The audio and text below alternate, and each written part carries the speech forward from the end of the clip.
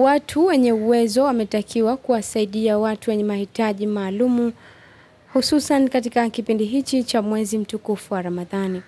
Hayo ameyasema naibu katibu wa Jumuiya Islamic White Umbrella Foundation, ndugu Ramla Abubakar Muhammad, wakati wa iftari ya pamoja na watoto yatima wa kituo cha Sakinan House na Imani Foundation iliyoandaliwa na jumuiya hiyo huko Fuoni Kibondeni, wilaya Magharibi B.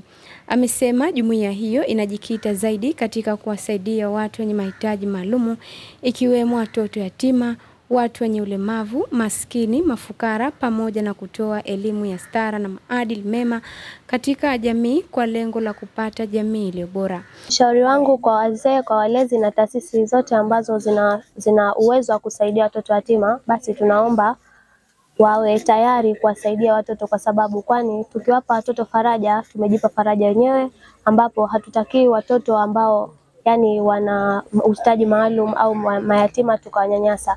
Tukipata kile kidogo tunatakiwa kidogo kile tukifikisha kwa wenzetu ili sote tuwe sawa kwa jamii. Kwa hiyo tunaomba wale ambao wana uwezo waweze kuwasaidia wale ambao hawana uwezo ili tuwe vizuri katika jamii.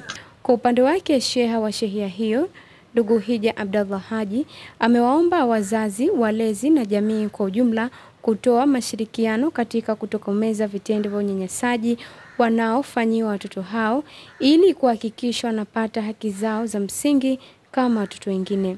Mimi nataka wananchi wanaoshindwa, wanaolea watoto yatima, basi wawafadhili kama wanavyowafadhili watoto wao, wasiwatenge. Serikali kama si serikali ya shehia tuko macho wakati wote, na endapo litapotokea tatizo hilo, basi sisi tutachukua hatua kali na kuwakamata watu wanaonyanyasa watoto kama hao. Lakini kwa sasa hivi kwenye shehia yangu bado nakwenda nao vizuri, halijatokezea changamoto hiyo, na kila panapotoa yatima tunakuwa tunatembelea mimi na wajumbe wangu, bado hatujapata changamoto hiyo. Mimi nataka tu wananchi kwamba washirikiane na ofisi ya sheha au ustawi wa jamii, tuko pamoja nao, kila panapotatizo basi tuko kwa pamoja kuwasaidia kama kawaida. Nao baadhi ya watoto hao wameshukuru jumuiya hiyo kwa kujumuika nao pamoja katika iftari hiyo na kujiona wana haki sawa kama ilivyo kwa watoto wengine. Kwa majina naitwa Sami Suleiman Juma kutokea kituo cha Amani Foundation.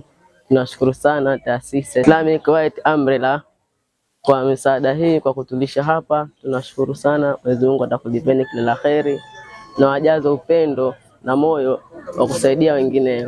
Asanteni sana. Zaidi ya watoto yatima 80 wamejumuika katika iftari hiyo iliyoandaliwa na Jumuiya Islamic White Umbrella Foundation kwa lengo la kuwaunga mkono watoto hao. Nikiripoti Fatia Haji, Mafunzo Online TV.